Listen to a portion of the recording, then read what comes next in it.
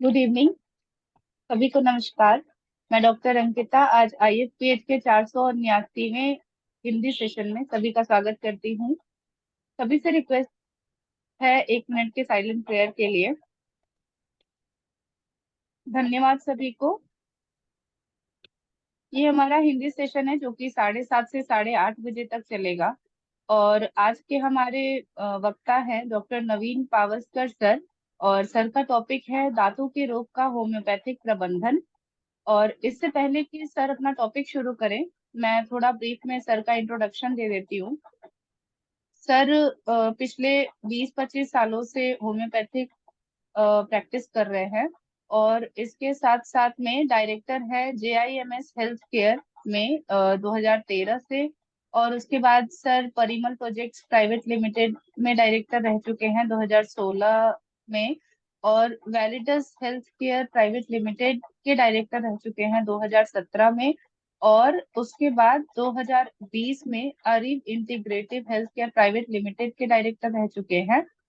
और 2021 से अभी sir as a founder director है प्राइमरी हेल्थ केयर फाउंडेशन, जिसमें कि जो कि एक NGO है advocacy of primary health care के लिए। सर को डिजास्टर एंड इमरजेंसी मैनेजमेंट का 10 सालों का अनुभव है। एडमिनिस्ट्रेटिव एक्सपीरियंस है सर को 20 सालों का। वेरियस बोर्ड्स और कमेटी मेंबर रह चुके हैं सर 11 साल तक।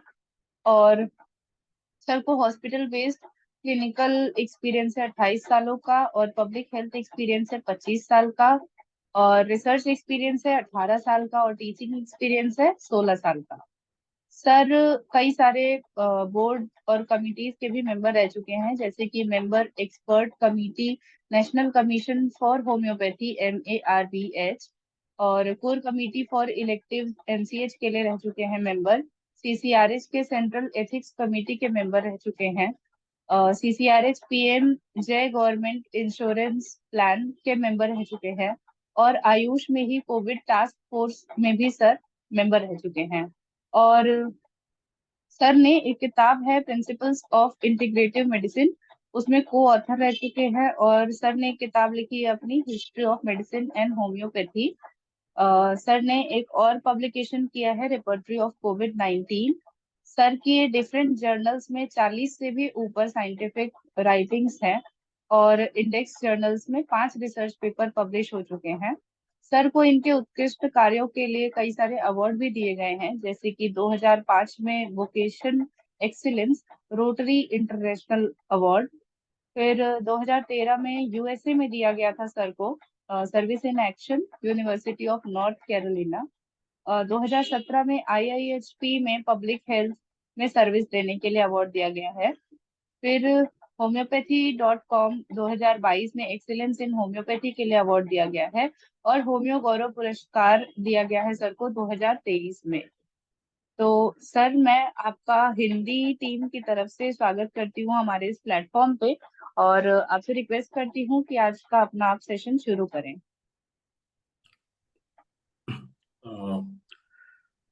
बहुत बहुत धन्यवाद मैम। मैं आभारी हूँ ऑर्गेनाइजर्स का। क्या मेरी आवाज़ सुनाई दे रही है? जी सर। Thank you.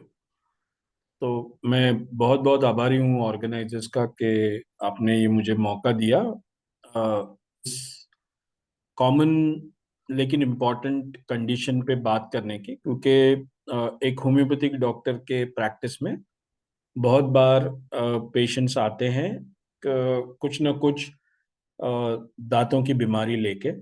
और बहुत बार वो चाहते हैं कि हम उसका कोई ना कोई उनको उसका सॉल्यूशन ऑफर करें या कोई उसके लिए हम उसको सुझाव करें। ये जो मेरा प्रयास है, ये हमने हॉस्पिटल में एक डेंटिस्ट के साथ काम करते वक्त, डेंटल सर्जन के साथ काम करते वक्त हमने होम्योपैथी का प्रयोग किया था। तो वो मैं एक्सपीरियंस या वो मैं आपके साथ अ, उसके बारे में बात करना चाहता हूँ। मैं मेरी स्लाइड्स आपको शेयर करता हूँ ताकि आपको उसका डिटेलिंग समझ में आ जाए। Okay sir.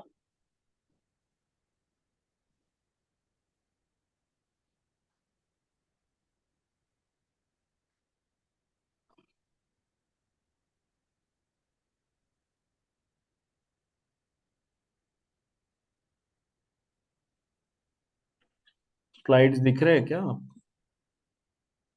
स्लाइड्स यस आ सर। गए सब? हाँ सर, शो तो कर रहा है, इसको एक बार स्लाइड शो पे कर दीजिए बस। जी जी।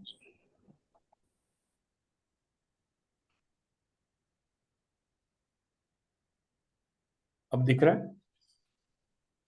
हाँ जी सर। Thank you. तो होम्योपैथी का डेंटल दांतों की बीमारियों में क्या उपयोग हो सकता है, इसके बारे में हम थोड़ी इस सेशन में बात करेंगे। ये सिंपल सा डिस्क्लेमर है कि भाई मेरा इसमें कोई और इंटरेस्ट नहीं है, एकेडमिक इंटरेस्ट छोड़ के। और ये प्रेजेंटेशन को कोई भी कमर्शियल इंटरेस्ट से मैं प्रेजेंट नहीं कर रहा हूँ। तो ये जो स्टडी है आप देख पाएंगे कि ये हमने टोटल 843 पेशेंट्स पे की है। और इसमें एक मिनट, हम मैं थोड़ा सा पढ़ नहीं पा रहा हूँ क्योंकि वो, हाँ, 843 पेशेंट्स पे ये स्टडी की है। और उसमें से 565 पेशेंट्स ऐसे रहे हैं जिनको हमने सिर्फ होम्योपैथी की दवाइयाँ दी है। 278 पेशेंट्स ऐसे रहे हैं जिनको कोई ना कोई डेंटल सर्जरी या डेंटल प्रोसीजर की जरूरत पड़ी और उसमें हमने होम्योपैथी का प्रयोग किया। और इसमें से 394 पेशेंट्स होम्योपैथी से ठीक हो गए। 43 पेशेंट्स ऐसे रहे जो होम्योपैथी से ठीक नहीं हुए। 124 पेशेंट ऐसे हैं जिनके बारे में हमको पूरी तरह से उनके फॉलोअप की जानकारी दी है। तो आप देख सकते हैं कि ये स्टडी में लगभग 70% पेशेंट्स को होम्योपैथी से फायदा हुआ और 8% पेशेंट्स को होम्योपैथी से बिल्कुल फायदा नहीं। तो ये है उसकी स्टडी के ग्राफ, जिसमें ये बता रहा है कि किस तरह से 33% को 67% पेशेंट्स को सिर्फ और सिर्फ होम्योपैथी से ट्रीट किया गया और 33% पेशेंट्स ऐसे रहे जिनको डेंटल इंटरवेंशन की जरूरत पड़ी, जैसे कोई प्रोसीजर की जरूरत पड़ी। तो हमारी मेथड जो है, मतलब वो एकदम सिंपल है। पहले हम पेशेंट की संक्षिप्त में हिस्ट्री लेते हैं, उनकी जानकारी लेते हैं। फिर डेंटिस्ट जो है अपनी एक डेंटल एग्जामिनेशन करता है। और वो एग्जामिनेशन के बाद उनके कोई एक्सरेज निकालने हैं, ये सारी चीजें करने के बाद हम एक डायग्नोसिस पे पहुंचते हैं। और पेशेंट से हम कंसेंट लेते हैं कि भाई हम होम्योपैथिक दवा डेंटल ट्रीटमेंट के साथ ले सकते हैं। अगर वो पेशेंट कंसेंट देता है तो हम उसकी आगे की ट्रीटमेंट करते हैं। इसमें एक स्टैंडर्ड क्लिनिकल रिकॉर्ड हमने बनाया था कि जिसमें हम डेंटिस्ट्री और होम्योपैथी का मिलन कर सके, जिसके हिसाब से एक रिकॉर्ड बनाया था जहाँ पे डेंटिस्ट और होम्योपैथिक डॉक्टर साथ में काम कर सके। और हर एक पेशेंट में हमने एक जगह एक बार सिर्फ एक होम्योपैथिक दवा प्रिस्क्राइब की है। किसी को भी एक से ज्यादा होम्योपैथिक दवा एक बार में नहीं दी है। और क्लिनिकल आउटकम जिसको कहते हैं कि भाई पेशेंट ठीक हो रहा है या नहीं हो रहा है या उसकी क्या प्रोग्रेस हो रही है, ये देखने की जिम्मेदारी डेंटिस्ट की थी। तो डेंटिस्ट हमको गाइड कर रहे थे कि भाई ये पेशेंट्स आपका इम्प्रूव हो रहा है, ये नहीं हो रहा है। तो ये बात है कि एक होम्योपैथिक डॉक्टर ट्रीट कर रहा है और डेंटिस्ट उसको इवेलुएट कर रहा है। इस सिचुएशन में हमने ये किया था, ताकि ये नहीं हो कि भाई हम ही ट्रीट कर रहे हैं और हम ही कह रहे हैं कि ये ठीक हो रहा है। ये ट्रीट कर रहा है होम्योपैथिक डॉक्टर और उसकी परीक्षा ले रहा है एक डेंटिस्ट। ये सिचुएशन में हमने ये प्रोजेक्ट किया था।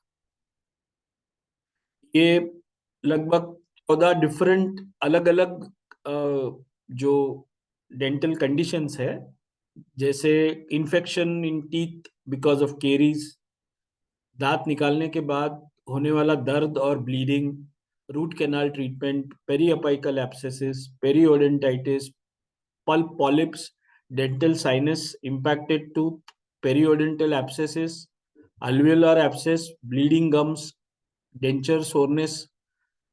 और ऐसे 14 डिफरेंट कंडीशंस को हमने होम्योपैथी से ट्रीट किया। और टोटल जैसे आप देख रहे हैं 565 लोगों पे होम्योपैथी का उपचार हुआ। ये मैंने पहले भी बताया था, ओवरऑल आउटकम 8% लोग ऐसे थे जिनको बिल्कुल फायदा नहीं हुआ, और ऑलमोस्ट 92% पेशेंट्स ऐसे थे जिनको 70% को पूरी तरह से फायदा हुआ और 22% को बीच में कोई इंटरवेंशन लगा होम्योपैथिक दवा के साथ। तो इस तरह का ये डिस्ट्रीब्यूशन है। और आप देखेंगे ये स्लाइड में कि ज्यादातर पेशेंट्स हमारे पास केरीज और इन्फेक्शन कंट्रोल के लिए आए थे, और उसके बाद में जो आए थे वो ब्लीडिंग कंट्रोल करने के लिए, और उसके बाद में 17 to 18% patients root canal treatment को शुरू करने के पहले या दरमियान हमारे पास ट्रीटमेंट के लिए आए थे।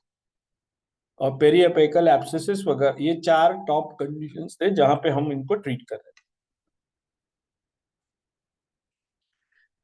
आप देख सकते हैं सिंपल सिंपल होम्योपैथिक दवाइयों का उपयोग किया गया है, ऐसी कोई रेयर रेमेडीज या ऐसे कोई बात नहीं है। सिंपल सिंपल रेमेडीज जैसे आर्निका हो, मॉक्सॉल हो, स्टाफिसाग्रिया हो, प्लांटैगो हो, अगर आप देखेंगे तो आपकी 80 to 90% प्रैक्टिस 4-5 दवाइयों में हो जाती है।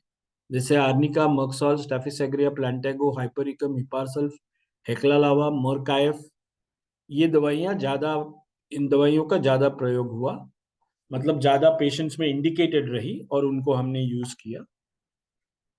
बाकी ओवरऑल आप देखेंगे तो 565 पेशेंट्स में अलग अलग 31 दवाइयां इंडिकेट हो गई, इंडिकेटेड रही। वही ग्राफ है जो मैंने आपको टेबल पढ़ के बताया कि आर्निका, मर्कसॉल, स्टाफिसाग्रिया, प्लांटागो, हाइपरिकम, हिपारसल्फ, हेक्लालावा, मर्काएफ, ये सारी दवाइयां ज्यादा प्रयोग हुई। ये हमने एक अलग उसमें मेजरमेंट किया था कि अगर आप आर्निका को इंडिकेशंस पे देते हो, जो आर्निका के इंडिकेशन है जो मैं इसके बाद में आपके साथ शेयर करूंगा, तो 93% चांस है कि आप, मतलब अगर आप 10 पेशेंट्स को आर्निका के इंडिकेशंस पे आर्निका देते हो तो लगभग 9 पेशेंट आपके ठीक हो जाएंगे। मर्कसॉल के लिए वही स्कोर रहा 83, मतलब आप 10 पेशेंट को देते हो तो लगभग 8 पेशेंट आपके ठीक हो जाते हैं। स्टैफिसाग्रिया के लिए वो रहा 78%, और आप देखेंगे कॉफिया के लिए वो सबसे कम रहा 25%, मतलब आप 10 पेशेंट को दोगे तो खाली 2 या 3 पेशेंट आपके कॉफिया से ठीक हो जाते हैं, कॉफिया के इंडिकेशंस के बावजूद। तो इसको कहते हैं, हम लोग कह रहे थे कि एफिकेसी क्या है, कि मतलब जब आप आर्निका देते हो तो कितना परसेंट चांस है कि जिस वजह से आपने आर्निका और जिस इंडिकेशंस पे हमने आर्निका उनको दिया है वो काम करेगी। तो ये हमने ये 565 पेशेंट्स की स्टडी से ये एनालिसिस करके हमने निकाला था। अब आप देखेंगे कि रेमेडीज कौन से कंडीशंस के लिए, जैसे pre and post root canal treatment के लिए आर्निका, स्टैफिसाग्रिया और हाइपरिकम का ज्यादा प्रयोग हुआ, इंडिकेशंस ज्यादा मिले, और इसलिए उनको आर्निका, हाइपरिकम और स्टैफिसाग्रिया ज्यादा प्रिस्क्राइब करने का मौका मिला। वही अगर आप देखते हो इन्फेक्शन कंट्रोल के लिए, पोस्ट एक्सट्रैक्शन ब्लीडिंग और इन्फेक्शन कंट्रोल के लिए, तो आर्निका और हेक्ला लावा को ज्यादा प्रिस्क्राइब करने का मौका मिला, वैसे ही प्लांटेगो को भी बिल ज्यादा प्रिस्क्राइब हुआ। अब हम आपको मेथड ऑफ स्टडी के बारे में शॉर्ट में बताते हैं। हमने पहले, हम जब पेशेंट आते थे तो उनको डेंटल चेयर पे बिठा के ये एस्टेब्लिश करना, ये ढूंढते थे कि भाई इसका कॉज क्या है, ये क्यों, ये जो पेशेंट आया है उसको क्या, क्यों तकलीफ हो रही है, इसके पीछे के कारण क्या है, कॉज एस्टेब्लिश पहले करते थे। फिर हमने सेकंड जो एक पॉइंट इंडिविजुअलाइजेशन के लिए यूज किया वो ये था कि भाई इसके इसके जनरल ऑब्जर्वेशन पेशेंट्स के क्या है। सेकंड ये था कि पेशेंट को जो पेन हो रहा है उसके लिए क्या रिस्पॉन्स देता है पेशेंट।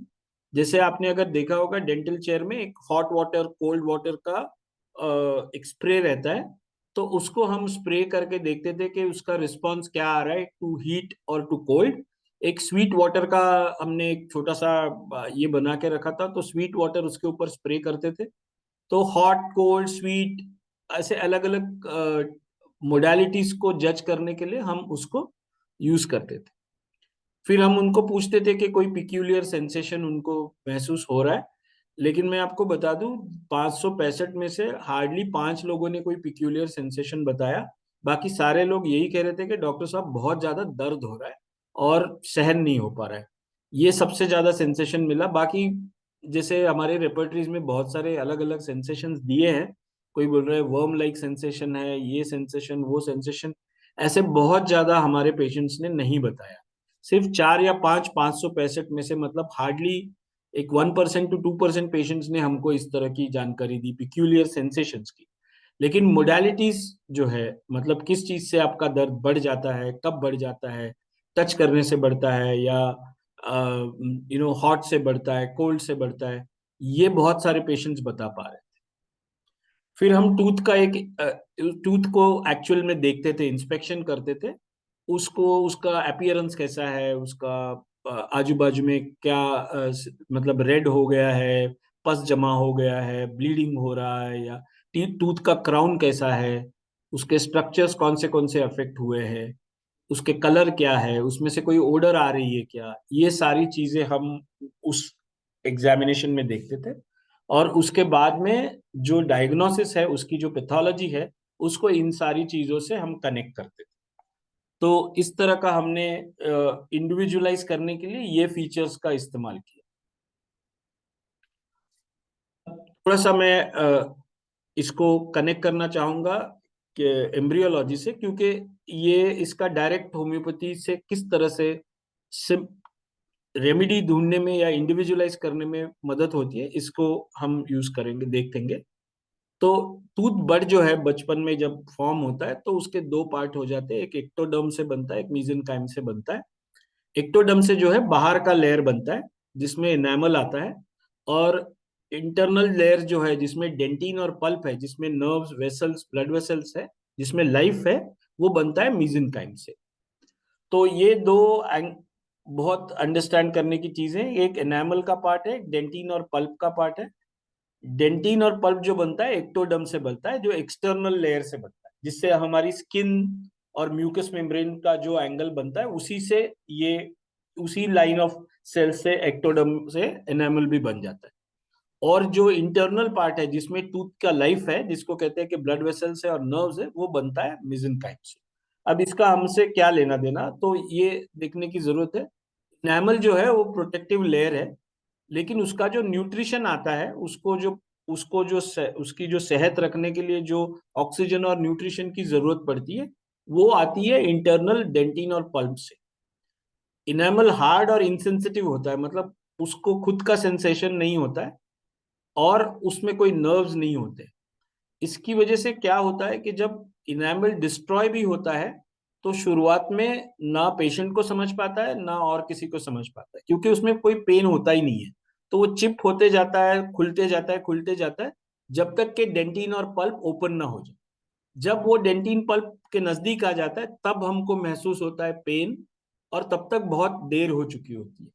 क्योंकि इनेमल वन टाइम टिश्यू है, इट्स अ स्टेबल टिश्यू, इसको फिर से बॉडी में जनरेट करने की कैपेसिटी ही नहीं, तो तब तक बहुत देर हो चुकी होती है। तो पेन लेके जब पेशेंट आता है, खास करके जब केरीज और इन्फेक्शन लेके, तब तक एक्चुअली बहुत देर हो चुकी है। वो दांत आप फिर से उसको रिस्टोर नहीं कर पाते। आप क्या कंट्रोल कर पाते हो, उसका फर्दर डिटोरिएशन, इन्फेक्शन और पेन। ये चीजें, ये चाहे हम एलोपैथी यूज करें, होम्योपैथी, आयुर्वेदा, दांत अपने आप से फिर नहीं उसको रिस्टोर कर पाए। तो ये हमको बात, इसलिए हमने वो एक्टोडर्म और मेसेनकाइम की स्टोरी सुनाई, क्योंकि जो एनामल है वो एक्टोडर्म से बना है, वो रिस्टोर फिर से नहीं कर किया जा सकता।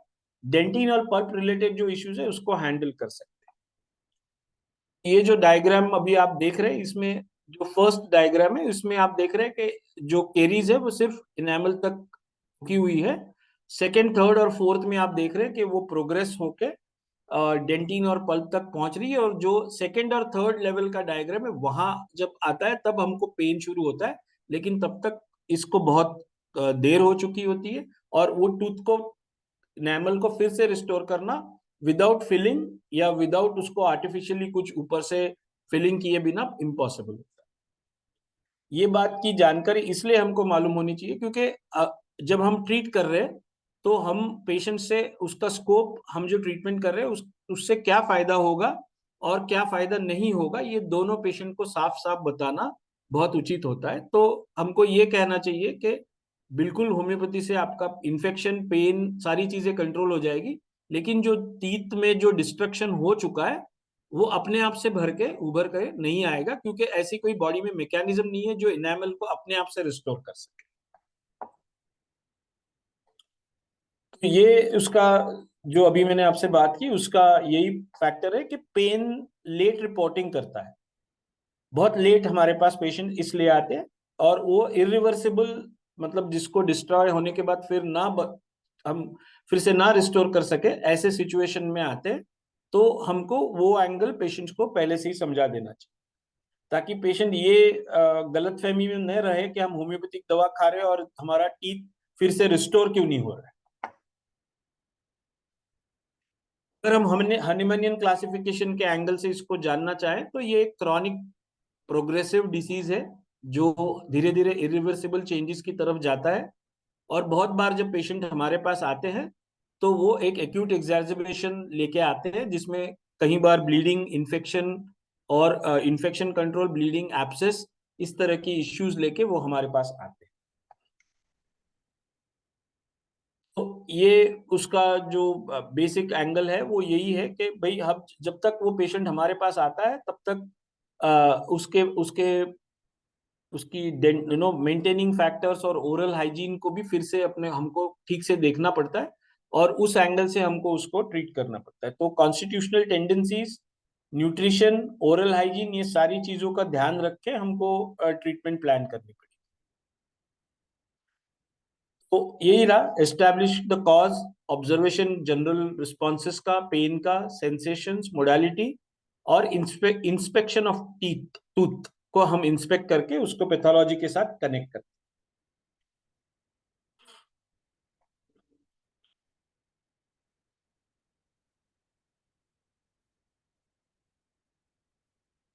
केरीज अप्रोचिंग टू पल्प, मतलब जब पेशेंट्स हमारे पास आता है तो नॉर्मली ये सिचुएशन में आता है कि डेंटिन केरीज, मतलब डेंटिन की केरीज तक पहुंच गया होता है। टीथ का जो कलर होता है वो डिस्कलर्ड होके ब्लैक ब्लैक या क्रम्पल्ड हो चुका होता है, और पल्प चेम्बर ओपन हो चुका होता है, और ओपन होने के कारण बैक्टीरिया अंदर फंस जाते हैं, और एक्यूट पेन लेके बहुत बार पेशेंट्स आते हैं। उसको कहते हैं पल्पाइटिस। पल्पाइटिस के दो पार्ट्स है, एक्यूट, क्रॉनिक। और बहुत बार पल्प में हमने, अभी आपको मैं केसेस बताऊंगा तब ध्यान में आ जाएगा, गैंग्रीन और नेक्रोसिस और पेरियापाइकल एब्सेस तक आपको दिखाई देते हैं वहां पे। एक फर्स्ट केस मैं आपसे शेयर कर रहा हूं, जिसमें क्लिनिकल डायग्नोसिस तो था डेंटल कैरीज का। ये 18 साल की लड़का था जिनको ये डेंटल कैरीज था लेफ्ट लोअर 7th टीथ में। उसकी आरसीटी हो चुकी थी, लेकिन वो फिर भी आरसीटी होने के बाद उसको ठीक नहीं हो रहा था। तो उसमें से वो जब आया तब वो यही कह रहा था कि सर पेन तो नहीं हो रहा है, लेकिन मेरे स्मेल आ रहा है मेरे माउथ से। तो हमने जब उसको एग्जामिन किया, जो हमने देखा, तो उसमें से देखा कि बहुत सारा उसमें से पस आ रहा था, प्यूट्रिफाइड ऑफेंसिव डिस्चार्ज आ रहा था, मतलब बहुत खराब स्मेल आ रही थी। और इसका जो कैरेक्टरिस्टिक रहा है सर, वो ये है कि ये एक पेनलेस नेक्रोटिक एब्सेस। हालांकि पेन होना अपेक्षित है, पेन नहीं हो रहा था, और एक एब्सेस में आप देख रहे थे कि नेक्रोटिक टिश्यू उसके दांत से अंदर दिखाई दे रहा था। तो पेनलेस नेक्रोटिक एब्सेस, ये आप अगर देखेंगे, और आरसीटी के बाद, तो जब आरसीटी करते तो आप उस वो टीथ को, उसके नर्व्स और पल्प्स को आप वहां से हटाते हो, और उसके बाद में एब्सेस रेडी हो गया था। तो अगर आप एक सिंपल सा रूब्रिक देखेंगे, necrosis and abscess after injury and surgery, ये एक सिंपल रूब्रिक अगर आप देखेंगे तो उसमें आपको लैकेसिस दिखाई देगा। ये पर्टिकुलर कंडीशन में हमने लैकेसिस 30 का इस्तेमाल किया, क्योंकि जहां पे पेन अपेक्षित है वहां पेन नहीं था, एक सर्जरी या एक प्रोसीजर हो चुका है, और उसके बाद में इन्फेक्शन हो गया है, और वो इन्फेक्शन में नेक्रोसिस और एब्सेस फॉर्म हो चुका है, जिसमें से बहुत बहुत खराब बदबू आ रही है। तो ये सिंपल एक ऑब्जर्वेशन पे हमने लैकेसिस 30 का इस्तेमाल ये केस में किया था। और आप लैकेसिस देखेंगे तो आप देखिए उसमें एनेस्थेसिया एक इंपॉर्टेंट कंपोनेंट मेंशन है उसकी जनरलिटीज में। मतलब जहां पेन अपेक्षित है वहां पे भी वो पेन नहीं होता है, गैंग्रीन है। और आपने देखा होगा abscess gangrene specially in caries and the teeth are brittle and soft. ये इंपॉर्टेंट एस्पेक्ट है। और discharges are very very offensive and दोनों स्टेट्स है, या तो वो एक्सेसिवली पेनफुल होता है या टोटली एनेस्थेटिक होता है। मतलब जहां पेन अपेक्षित है वहां पे वो पेन नहीं पाया जाता। तो ये टोटलिटी को समझ के हमने लेकेसिस 30 का ये केस में, पर्टिकुलर केस में इस्तेमाल किया।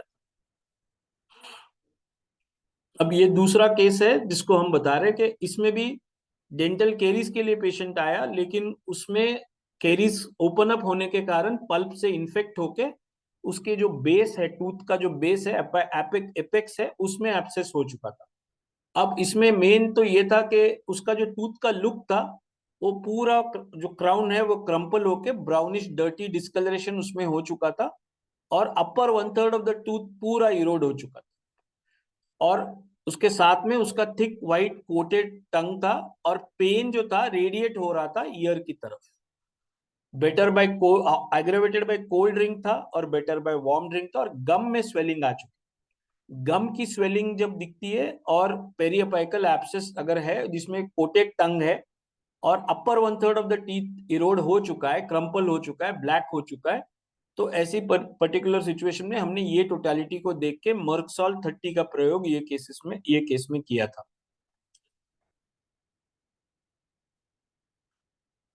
इसी का दूसरा जो एंगल है वो ये है कि इसमें भी यही मॉइस्ट टंग और नाइट पेन का एग्रेवेशन।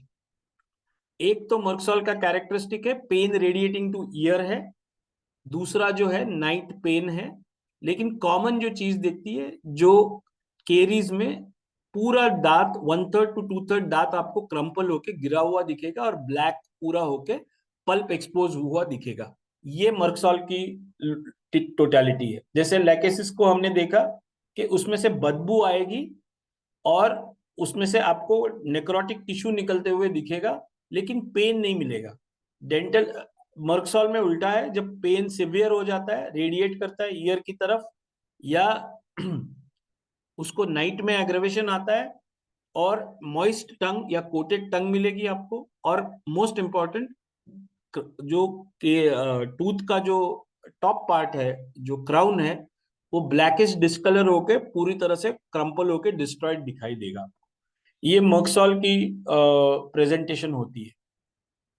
मर्क आईएफ भी बहुत सिमिलर है except to the fact that वो एग्रेवेशन बाय कोल्ड वाटर उसको पक्का है और उसका जो साइड है वो बहुत इंपॉर्टेंट है। इसमें भी रेडिएटिंग टू आता है, पेन रेडिएटिंग टू ईयर।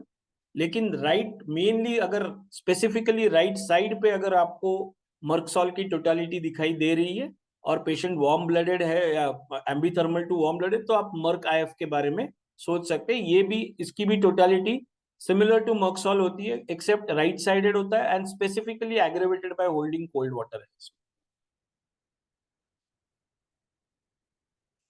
तो मैं ये इसलिए ये केसेस मैंने आपके साथ शेयर किए। ये भी इसमें अगर आप देखेंगे इसमें स्ट्रैटेजी थोड़ी सी बदल जाती है, क्योंकि ये इसमें ऐसा है कि मर्कसॉल देने के बावजूद जो पेन कंट्रोल था और जो इन्फेक्शन कंट्रोल था वो बहुत तेज नहीं था और नेक्रोसिस टेंडरनेस बहुत ज्यादा था और एब्सेस का पेन भी बहुत ज्यादा था और ट्रिस्मस हो गया था। मतलब वो जॉ खोल नहीं पा रहा था, इतने हद तक वो पेन और इन्फेक्शन हो गया था इंस्पाइट ऑफ गिविंग मर्कसॉल। तो मर्कसॉल से थोड़ा रिलीफ आया, लेकिन पूरी तरह से केस सेटल नहीं हो रही थी। तो ये एंगल हमने देखा और उसके बाद में उनकी फैमिली हिस्ट्री और पास्ट हिस्ट्री जब देखी तो उसमें बहुत सारा पास्ट हिस्ट्री, फैमिली हिस्ट्री में ट्यूबरकुलोसिस की हिस्ट्री वगैरह वगैरह, ट्यूबरकुलर मायजम के जो इंडिकेशंस है वो दिख रहे थे। तो इसलिए हमने वो केस को, जब उसमें शॉर्ट एमिलोरेशन आए तो उसमें एक इंडिकेटेड रेमेडी का शॉर्ट एमिलोरेशन आने की वजह से एंटी माइजमेटिक रेमेडी को यूज किया, जो कि ट्यूबरकुलन बोवाइनम है, उसका सिर्फ एक डोज दिया और उसको फॉलो अप किया मर्कसॉल से। तो उसके बाद ये केस सेटल हुआ। तो आप समझ सकते हैं कि हर केस एक ही रेमेडी से या एक ही तरीके से हम नहीं ट्रीट कर सकते। हर केस के लिए अपना एक इंडिविजुअलाइज्ड मेथड है, मेथड से ही उसको ट्रीट किया जाना चाहिए, जिसमें उसके सिम्टम्स, उसकी ऑब्जर्वेशंस, उसकी पैथोलॉजी को कोरिलेट करके उसमें से आप हम उसको टोटलिटी बनाना चाहिए। ये मर्कसॉल का टीथ रिलेटेड मटीरिया मेडिका है, जिसमें आपको you know periosteum, tooth, dentin, crown पे ज्यादा इम्पैक्ट दिखेगा।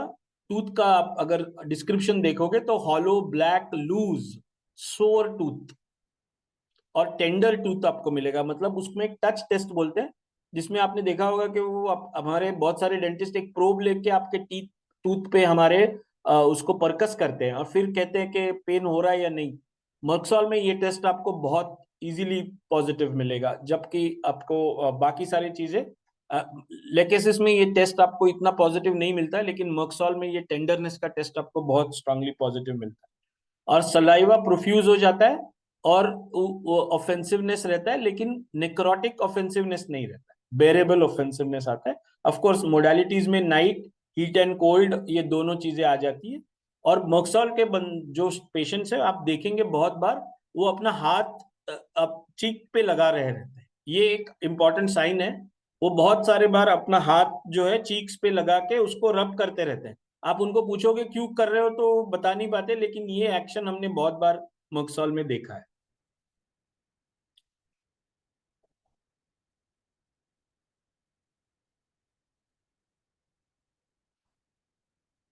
मर्क आई आईएफ का भी वही है, सिर्फ मेन ये है कि थोड़ा वार्म ब्लडेड होता है और राइट साइडेडनेस उसमें बहुत इंपॉर्टेंट है, और सिम्टम्स जो है राइट टू लेफ्ट ट्रैवल करते हैं। इसमें भी आपको एक्सुडेशन और सप्यूरेशन बहुत स्ट्रांगली दिखाई देगा।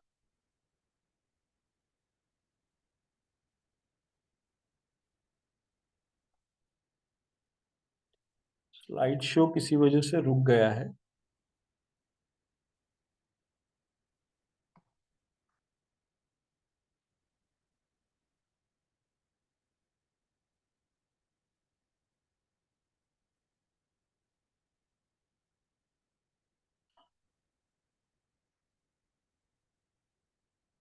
हाँ, अब ये एक डिफरेंट एब्सेस आपको देखेंगे। इस ये पेरियपाइकल एब्सेस है।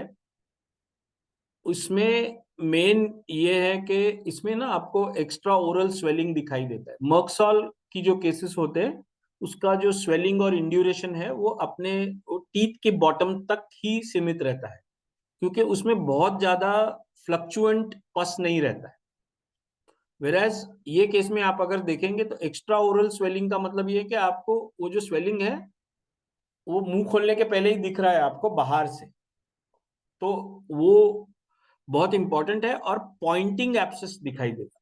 पॉइंटिंग मतलब जिसको आपको देख के समझ में आएगा कि अगर हम इसको अभी थोड़ा सा भी कुछ टच करें तो पस उभर के बाहर आ जाएगा। फटा नहीं है, लेकिन फटने की फटने तक वहां तक पहुंच चुका है वो।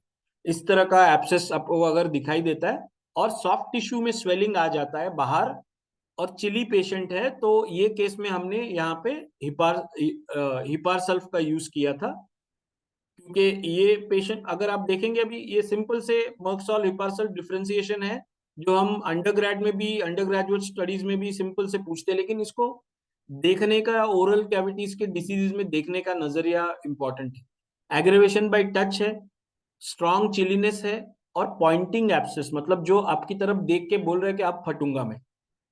तो इस तरह का अगर आपको एब्सेस दिखाई देता है, और हिपार्सल्फ के स्वेलिंग्स जो है वो आपको बाहर से भी दिखाई दे देगी। मक्सॉल का स्वेलिंग जो है इतना स्वेलिंग लेके मक्सॉल नहीं आता है। मक्सॉल का स्वेलिंग वो दांत के बॉटम में लिमिटेड रहता है, गम में लिमिटेड रहता है। वेरएज हिपार्सल का जो स्वेलिंग है वो स्वेलिंग है वो फैल जाता है, क्योंकि लिक्विफैक्शन ज्यादा होता है हिपार्सल्फ में मक्सॉल से। मक्सॉल में इंड्यूरेशन और ब्लड ज्यादा है, हिपार्सल्फ में लिक्विफैक्शन ज्यादा होता है। ये डिफरेंशिएशन हमको समझ में आने चाहिए, जो कि सिंपल सिंपल है। इसके लिए बहुत ज्यादा जो है ऑब्जर्वेशंस करने की जरूरत है, ना कि उसको बहुत ज्यादा हिस्ट्री पूछने की जरूरत।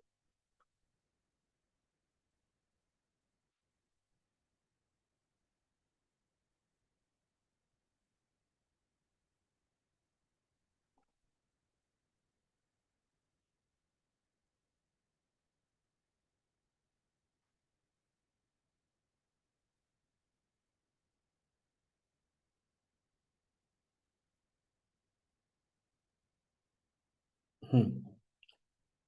जो मैं दूसरी केस भी यही इसी पॉइंट ऑफ व्यू से बताना चाह रहा हूँ कि periodontal abscess, fluctuant swelling, है ना, better by warm drink, holding the warm drink in warm substance in mouth, slightest touch aggravates।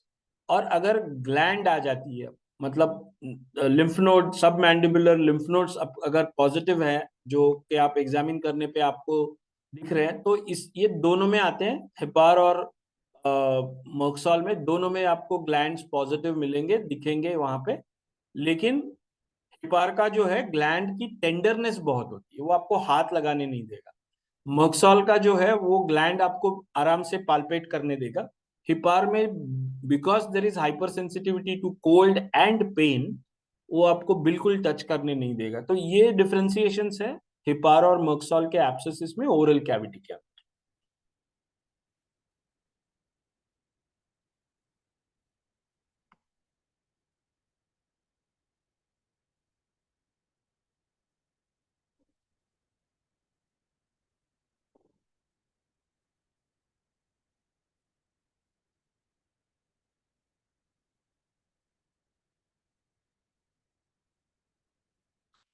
Slide show move नहीं हो रहा है किसी वजह से।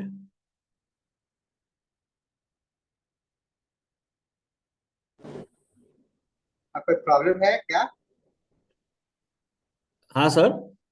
कोई प्रॉब्लम है? नहीं, वो मूव नहीं हो रहा है सर, मतलब। वो तो आपके तरफ से है ना। हाँ हाँ। अभी हुआ, अभी हुआ। हाँ, अब हुआ। तो ये मतलब हिपासल्फ की जो टोटालिटी है, वो ये फैक्टर्स उसमें बहुत स्ट्रांग है। जैसे, और हिपासल्फ मतलब जैसे वो जो अभी मैंने डिस्कस किया कि उसी एंगल से आपको देखना चाहिए कि हिपासल्फ में ज्यादातर पेन का प्रभाव ज्यादा है, टच करने नहीं देगा। और एब्सेस जो है वो बिल्कुल फ्लक्चुएंट और बहुत ही, जैसे अभी अब इसमें से पस निकल जाएगा, ये लेवल पे आ जाता है। और बहुत बार फिशुला भी उसमें से आपको दिखाई देगा कि एक छोटा सा फिशुला वहां पे आया है। इसी को, ये केस में हमने सिलिका यूज किया था, इसमें भी उसी तरह से था।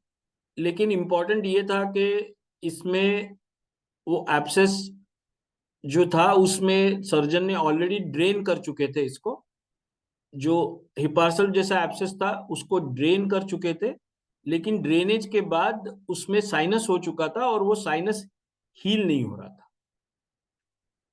तो इसलिए हमने इसमें जो टूथ एब्सेस को ड्रेन करने के बाद भी उसमें साइनस बन चुका था, और वो साइनस की वजह से ग्लैंड्स भी आ चुके थे और स्वेलिंग भी आ चुका था।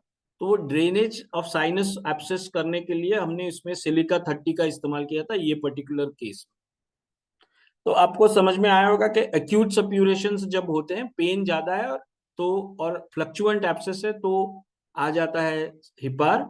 हार्ड इंड्यूरेटेड ब्लडी एब्सेस है तो आ जाता है मर्क। और एब्सेस है जो हार्ड हो चुका है, ब्लीड डिस्चार्ज कर रहा है लेकिन हील नहीं हो रहा है, तो वो साइनसिस के लेवल पे जब आ जाता है, तब आ जाता है सिलिका।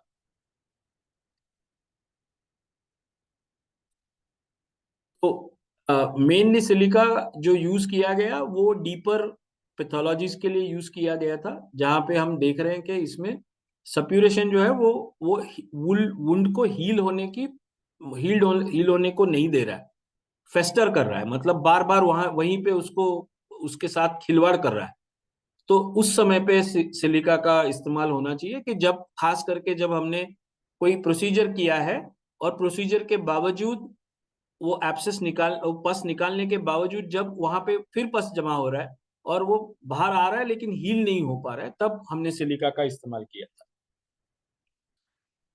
अभी आपको ये केसेस से एक सिंपल चीज समझ में मतलब आई होगी, केसेस के एग्जांपल से, कि हमने एक चीज को जो देखा है वो, कि भाई स्टेज ऑफ डिसीज क्या है, कहाँ पे है हम, ये इन्फ्लेमेटरी स्टेज में है, या इंड्यूरेट हो चुका है, या एक एक्यूट एब्सेस बन चुका है, या एब्सेस से अब उसमें साइनस हो चुका है। इसको हमने एक एंगल से कंसिडर किया, फिर उसके साथ में उसको मोडालिटीज से जोड़ा, और उसकी जो प्रोसेस है, उसकी जो स्पीड ऑफ इवोल्यूशन है, उसकी जो स्टेज है, उसकी टिश्यूज कहाँ कहाँ अफेक्ट हुए हैं उसको देखा, डिस्चार्जेस का स्मेल, उसका कैरेक्टर को ध्यान में लिया, और लास्ट में सेंसेशंस लिए। तो एक्चुअली अगर आप देखेंगे तो ये हमने क्लासिकली बोगर्स अप्रोच यूज करके ये केसेस को हैंडल करने की कोशिश की। अगर सिलिका का जो अदर कंपोनेंट है, जो सिलिका से भी बहुत क्रॉनिक है, और उसमें केरीज और साइनस दोनों जब दिखाई देते हैं हमको, टूथ केरीज था, बहुत डिस्ट्रक्टेड केरीज था वो, और उसके साथ में जब साइनस हुआ है, और भले ही आपने दांत निकाल दिया हो, उसके बावजूद जब पेन और पस डिस्चार्ज है, और उसके साथ में क्रॉनिक डेंटल साइनस हो चुका है, that is the time when we, और ग्लैंड्स आ चुके हैं सिलिका में इतने ज्यादा। और hot patient and chilly patients का डिफरेंशिएशन है, ज्यादा डीपर साइनस है, बहुत क्रॉनिक साइनस हो चुका है, हॉट पेशेंट है, ग्लैंड्स आ चुके हैं, और पेन और डिस्चार्ज सेटल नहीं हो रहा है, उस समय पे हमने फ्लोरिक एसिड का इस्तेमाल किया था। तो सिलिका का जो पैरेलल इमेज है वो फ्लोरिक एसिड का आता है जब साइनसिस का कंपोनेंट आता है। तो इसमें हमने एक डोज एंटीमाइजमेटिक डोज दिया था ट्यूबरकुलिनम, और उसके बाद में फ्लोरिक एसिड 30 का इस्तेमाल किया था पोस्ट ड्रेनेज हीलिंग के लिए। इसमें जो इंपॉर्टेंट पार्ट है वो फ्लोरिक एसिड का जो एक्शन है वो बोन डीप हार्ड टिश्यूज पे आता है, कार्टिलेज पे आता है और फाइब्रस टिश्यूज पे आता है। वेराज सिलिका का जो एब्सेस है वो प्रीडोमिनेंटली लिगामेंट सॉफ्ट टिश्यूज के ऊपर ज्यादा फोकस करता है। तो जो साइनसिस जब सुपरफिशियल है तब सिलिका आता है, और जब डीपर टिश्यूज से आता है, हार्ड टिश्यूज से, बोन कैविटी से आता है, तब फ्लोरिक एसिड का इस्तेमाल करना चाहिए। और इसका जो कंटिन्यूएशन में अगर आप देखेंगे, एक क्रियोसोटम आता है, लेकिन क्रियोसोटम का डिस्चार्ज बहुत बहुत ज्यादा ऑफेंसिव होता है, foul and acrid and corrosive discharge होता है। आपको आजू बाजू में भी इरोजन्स दिखेंगे क्रियोसोटम में, जो कि फ्लोरिक एसिड में इतना ज्यादा नहीं दिखाई देता है।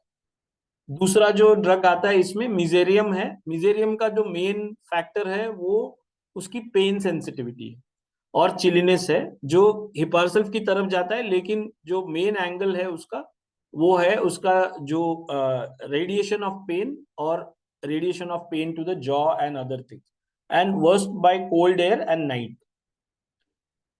सिमिलरली नाइट्रिक एसिड है। नाइट्रिक एसिड में आपको एक क्लासिक साइन दिखाई देगी, बाकी सारी चीजें तो है प्यूटरिक डिस्चार्ज वगैरह, लेकिन जैसे ही आप गम को टच करते हो उसमें से बहुत सारा खून आएगा। वो क्लासिक साइन है, ब्लीड्स ऑन टच। और उसके उसमें भी आपको ये दिखाई देगा कि वो जो ब्रेथ है वो बहुत बहुत प्यूट्रिड है, और जैसे ही गम को आप टच करोगे, थोड़ा भी टच करोगे, उसमें से आपको ब्लीड ऊज आउट होते हुए दिखाई देगी। तो ये इंपॉर्टेंट है। और इसमें नाइट्रिक एसिड का एक क्लासिक थिंग है कि लूज टीथ होते हैं, सॉकेट से हिलते हैं, और उसको एक येलोइश डिस्कलरेशन, आपको बहुत peculiar yellowish discoloration nitric acid में दिखाई देगा। जैसे मर्क सॉल में ब्राउन एंड ब्लैक हो चुके हैं, वैसे नाइट्रिक एसिड में आपको येलोइश और लूज टीथ मिलेंगे। मॉक्सॉल के टीथ आपको लूज नहीं मिलेंगे, नाइट्रिक एसिड के टीथ आपको लूज मिलेंगे। ये हो गया एक। अभी हमने रूट कैनाल थेरेपी की तरफ, उसके लिए क्या क्या इस्तेमाल किया वो मैं आपको बताता हूँ। जैसे इनकी रूट कैनाल हो चुकी थी, और लेकिन पेन थम नहीं रहा था। हालांकि रूट कैनाल में आफ्टर 2 सिटिंग्स पेन पूरी तरह से गायब हो जाना चाहिए, तो आफ्टर दो तीन सिटिंग के बावजूद पेन नहीं रुक रहा था, और 2-3 महीने से उनको पेन कंटिन्यूअसली हो रहा था। और पेन जो है aggravation by touch, better by cold, और पेन टूथ से फेस और ईयर की तरफ बार बार जा रहा था। तो ऐसे पोस्ट सर्जिकल न्यूरैल्जिया जो रेडिएट करता है, एग्रेवेशन बाय टच है, और बहुत दिनों तक रहता है रूट कैनाल ट्रीटमेंट के बाद, क्योंकि वो सर्जिकल इंटरवेंशन के बाद, इसके लिए स्टैफिस एग्रिया का इस्तेमाल किया था हमने। यही है स्टैफिस एग्रिया में मेन तो वही है कि एक्शन जो है एल्वेओलर पेरियोस्टियम पे होती है, जहां पे रूट कैनाल के जो ये पहुंचते हैं। और मेन इशू जो है स्टैफिस एग्रिया का, कि पोस्ट पॉइंटेड इंस्ट्रूमेंट्स की इंजुरी के बाद में ये शुरू हो जाता है, और इनका भी जो टीथ है वो ब्लैक हो जाते हैं और ब्रिटल हो जाते हैं और बहुत बहुत टेंडर रहते हैं, ब्लैक और ब्रिटल टीथ रहते हैं। और जैसे ही आप देखोगे छोटा पीस रहेगा दांत का, लेकिन पूरी तरह से काला हो चुका होता है। इवन प्रीमेच्योर टीथ जो आते हैं वो भी काले काले आते हैं। तो अगर ब्लैक टीथ दिखता है जिसमें न्यूरैल्जिया है, न्यूरैल्जिक पेन है, और खास करके जब इंटरवेंशन हुआ है, तो स्टैफिस एग्रिया होने का चांसेस बहुत ज्यादा है।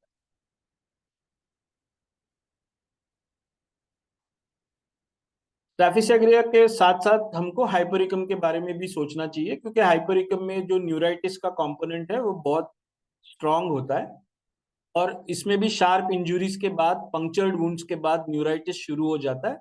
लेकिन pain of hypericum is far more severe and the onset is very very sudden और वायलेंट ऑनसेट होता है हाइपरिकम का। जो स्टैफिस एग्रिया में पेन बेयर करके आदमी थक गया होता है, कभी भी गुस्से में आ सकता है। हाइपरिकम में पैर पेन को संभालने की क्षमता ही नहीं होती है वो बंदे में, तो बहुत पेन लेके बहुत चिड़चिड़ाते हुए आपके पास आ जाएगा उस समय। ये डिफरेंस है हाइपरिकम के इन न्यूरैल्जिक पेन और स्टैफिस एग्रिया के neuralgia following root canal treatment.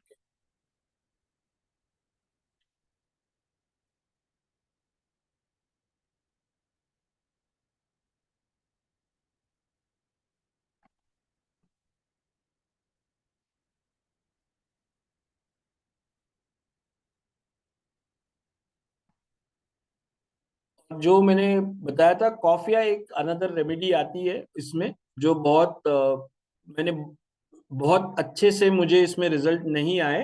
जो मैंने पहले भी बताया था कि 10 में से सिर्फ 2 केसेस में ये इंडिकेशंस यूज करने के बावजूद रिजल्ट्स मिले थे। इसमें तो मेन है, इसमें कोई बहुत टूथ न्यूरैल्जिया पे बात होती है, लेकिन मोस्ट इंपॉर्टेंट थिंग यही है कि holding the ice cold water in mouth, जो जैसे ही गर्म होने लगती है पेन फिर आ जाता है। ये कैरेक्टरिस्टिक एंगल मिलता है कॉफिया में। वो ठंडा बर्फ वहीं पे रखना चाह रहा है, जैसे ही वो बर्फ पिघलता है और वहां पे थोड़ा वार्मथ क्रिएट होता है, तो वो पेन फिर से उभर के आता है और वो पेन बहुत ज्यादा सिवियर होता है।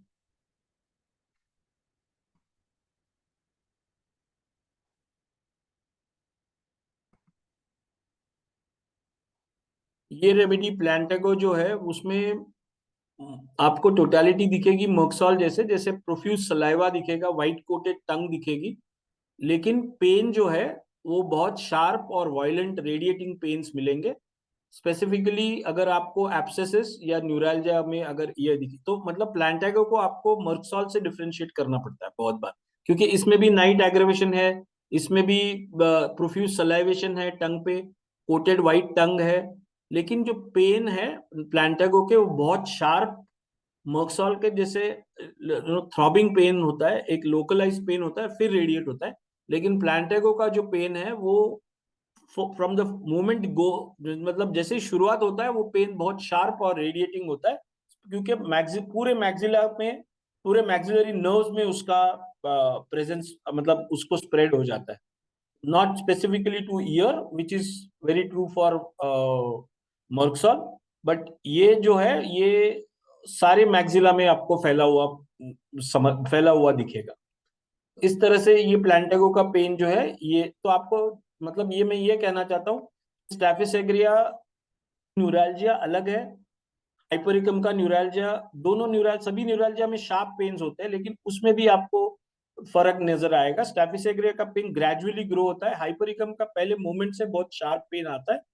प्लांटेगो को सीमिंगली मक्सॉल जैसा दिखेगा कि भाई टंग कोटेड है, सलाइवा आ रहा है, लेकिन बहुत इंपॉर्टेंट एंगल ये है कि, और ये सारे बहुत इंपॉर्टेंट है कि इसका जो स्प्रेड है वो बहुत वाइड स्प्रेड है।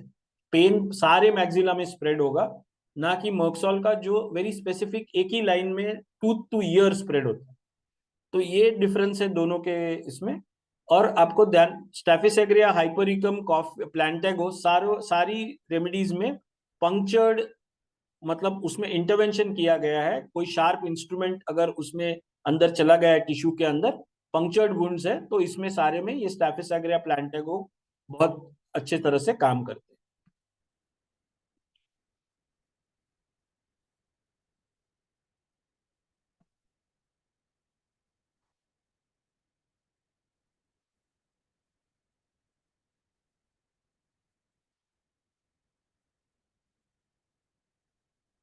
और अब हम लास्ट एक एस्पेक्ट पे आएंगे, आर्नी का मैकेनिकल इंजरी के बाद एक्सट्रैक्शन ऑफ टूथ, क्योंकि जब टूथ एक्सट्रैक्ट होता है तो सॉकेट से उसके लिगामेंट्स तोड़ के उसको एक्सट्रैक्ट किया जाता है, और आर्निका का जो एक्शन है वो लिगामेंट और नर्व्स और ब्लड वेसल्स पे है।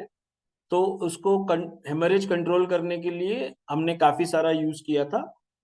और इसका एक जो एंगल है कि अगर आप एक्यूट हेमरेज को कंट्रोल करना चाहते हैं, जैसे अभी आपने टूथ एक्सट्रैक्ट किया है तो उसको हमने बहुत हायर पोटेंसी में यूज किया, जैसे 1M और 10M हो, और अगर उसको कुछ घंटे हो चुके हैं और उसमें से ब्लीड हो रहा है तो उसको हमने लोअर पोटेंसी में यूज किया, जैसे 30 पोटेंसी।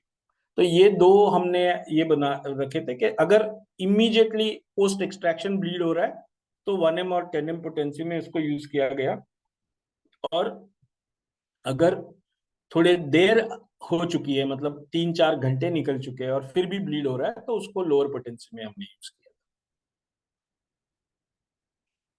जो दूसरा एक इम्पॉर्टेंट है वो dental caries at the root, और एक्सट्रैक्शन करते वक्त बोन चिप हो जाता है। जब लिगामेंट्स को इंजुरी होती है तब आर्निका ठीक है, हम आर्निका का इस्तेमाल करते हैं, लेकिन जब बोन आपको जब टूथ एक्सट्रैक्ट करके बाहर आता है तो उसको भी आपको एग्जामिन करना जरूरी है। तो जब आप एग्जामिन करते हो तो आपको उसके साथ में बोन के टिश्यूज लगे हुए मिलेंगे, जब अगर चिपिंग हो गया बोन का। उसके बाद में बहुत ज्यादा न्यूरैल्जिया होता है, not because the tooth is extracted but because the bone has chipped of. तो वो एग्जामिनेशन करना जरूरी है टूथ का, कि ये जब बाहर आ गया तो फेंकना नहीं है, उसको फिर से देखना है कि इसमें क्या क्या चिपक के आया है बाहर। तो अगर उसमें आपको बोन टिश्यू दिखता है और उसमें न्यूरैल्जिया हो रहा है तो ये केस में हमने हेक्ला लावा 30 यूज किया था। Caries, broken tooth, and while extracting there is a injury to the bone and followed by that there is neuralgia, तो इसमें हेक्ला लावा 30 का इस्तेमाल किया। आपने देखा होगा बोन्स ऑफ लोअर जॉ, इस ये स्पेसिफिक लोकेशन है हेक्ला लावा का, लोअर जॉ के बोन एंड टीथ, ये बहुत, और injuries to bone after tooth extraction, ये स्पेसिफिक कॉजेशन हेक्ला लावा में दिया गया है। और न्यूरैल्जिया तो जैसे मैंने डिस्क्राइब किया वो है इसमें। वही जैसे मैंने पहले बताया, यहाँ पे भी वही कॉन्सेप्ट यूज किए कि कॉज क्या है, कौन से टिश्यूज को इसमें अफेक्ट हुआ है, और क्या टाइप की पैथोलॉजी है, उसका स्पीड क्या है, पैथोलॉजी का डिस्ट्रक्शन कितना है, और लोकेशन, सेंसेशन, मोडालिटी को, जैसे बोनिंग एसेंस का जो कंपोनेंट है लोकेशन, सेंसेशन, मोडालिटी, कंकॉमिटेंट को पकड़ के हमने टोटलिटी बनाने की कोशिश की।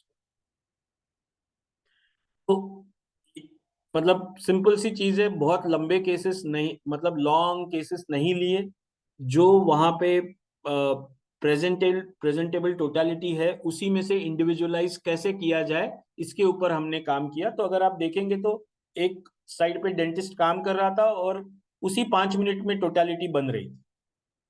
तो ये जो कहते हैं कि भाई होम्योपैथिक डॉक्टर बहुत ज्यादा केस लेते हैं, बहुत देर तक केस लेते हैं, ऐसा हर बार करने की जरूरत नहीं है, हालांकि हम भी करते हैं, लेकिन कुछ कुछ जगह है जहां पे आप, अगर आपको इंडिविजुअलाइज कैसे करना है उसका कॉन्सेप्ट क्लियर हो जाएगा।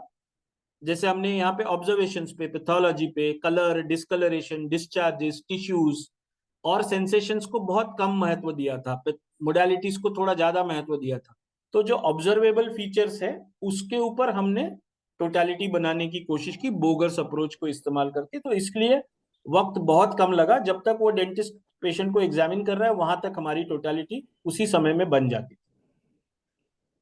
तो हमारा ये सिंपल सा कहना है कि होम्योपैथिक मेडिसिन तो हमने 565 केसेस में से कुछ सैंपल्स आपको बताए, और कैसे इस्तेमाल किया उसका उसके बारे में जो हमारे जो क्या कहते हैं विचार थे, वो कैसे सोचा उसमें, इसको प्रेजेंट करने की कोशिश की। लेकिन मेरा ये मानना है कि होम्योपैथिक मेडिसिन बहुत ज्यादा इफेक्टिव है इन सिचुएशंस को और कंडीशंस को मैनेज करने में, क्योंकि मॉडर्न मेडिसिन में इसमें 4 ड्रग्स में प्रैक्टिस होती है।